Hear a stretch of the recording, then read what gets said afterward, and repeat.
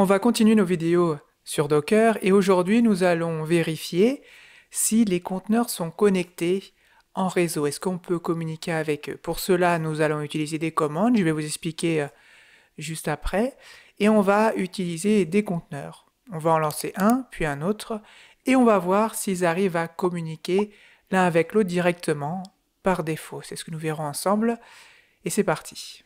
On va commencer par créer un conteneur que l'on va utiliser docker run 2-rm 1-it. Il sera basé sur Ubuntu 24.10. Ok. Maintenant, je vais ouvrir une autre fenêtre et je vais créer un autre conteneur dans cette autre fenêtre. Quand je dis fenêtre, c'est la fenêtre du terminal. Voici la deuxième fenêtre et je vais utiliser la même commande, docker run 2-rm 1-it Ubuntu 2.24.10. Donc là, il va créer un autre conteneur. Et on peut s'en apercevoir grâce au numéro qu'il y a ici. Ici, c'est le numéro du deuxième conteneur. Et ici, c'est le numéro du premier conteneur. Ok. L'idée maintenant, c'est de savoir si ces deux conteneurs peuvent communiquer via un réseau. Mais avant de commencer, il nous faut installer deux programmes spécifiques dans chaque conteneur. Le premier programme, c'est ping, qui permet de communiquer, d'envoyer un paquet à un conteneur spécifique ou une machine de manière générale. Et ensuite, il nous faut installer un autre programme qui s'appelle IP. Cette commande ou ce programme permet de recevoir une information importante qui est l'IP d'une machine ou d'un conteneur. Cette information est importante car c'est grâce à cette donnée que l'on saura comment communiquer avec un conteneur. Pour installer quelque chose dans un conteneur Ubuntu, il faut utiliser une commande spécifique que vous connaissez peut-être. Il faut d'abord faire un apt update. On met à jour les dépôts. Ok, donc c'est bon. Ensuite, il nous faut faire apt install. Il faut installer un paquet particulier. On peut mettre -y, comme ça aux questions par oui ou non, il répondra directement oui. Et il me semble qu'il en pose une obligatoirement. Donc on met W, on met -y, comme ça va plus vite. Et on tape IP utils ping. On installe ping grâce à cette commande. Très bien. On va faire la même chose, et cette fois-ci pour utiliser IP, la commande IP avec iproute 2. Parfait. On fera la même chose dans l'autre conteneur.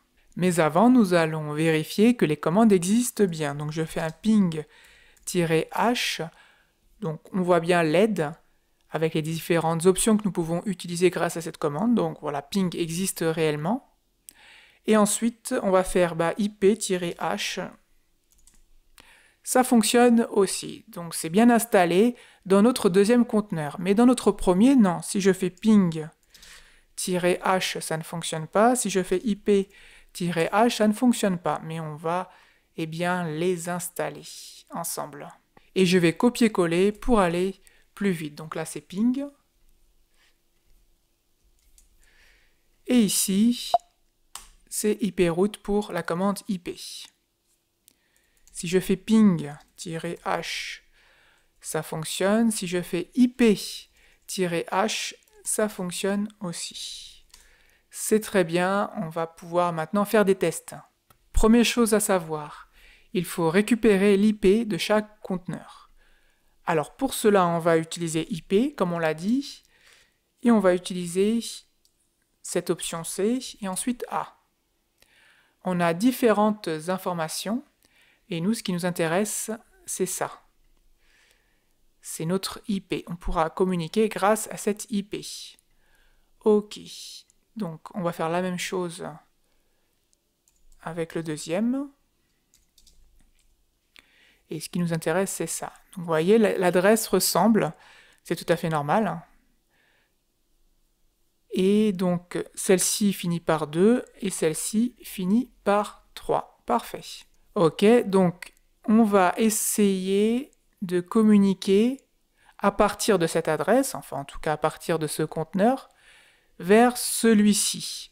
Donc il nous faut mettre ping 172.17.0.2. On veut communiquer avec celui-ci. 2.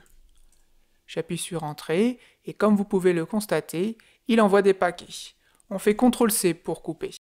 Et ça fonctionne réellement. Si je fais ping 172.17.0, et là je vais mettre quelque chose au hasard, 4, rien ne se passe, parce qu'il n'y a pas de conteneur sous cette IP.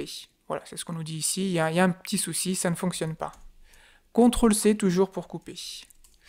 Maintenant, on va voir si on arrive à communiquer de celui-ci à l'autre. Donc on fait un pic 172.17.0.3. Vous vous rappelez de l'adresse, c'est 3. L'adresse IP, là, ça fonctionne bien, comme vous pouvez le constater. Quelle est la conclusion de tout cela? Eh bien, nous avons prouvé que les conteneurs sont reliés automatiquement, par défaut donc, entre eux, et que nous pouvons communiquer avec eux si on connaît l'adresse IP du conteneur. Dans la prochaine vidéo, nous verrons comment créer des réseaux personnalisés. Qu'est-ce que cela signifie? Eh bien, on va vouloir peut-être qu'un conteneur n'ait aucun réseau, qu'il ne communique avec aucun conteneur, qu'il y en ait deux qui communiquent entre eux, mais seulement eux deux, ou trois entre eux, etc. C'est ce que nous verrons dans la prochaine vidéo.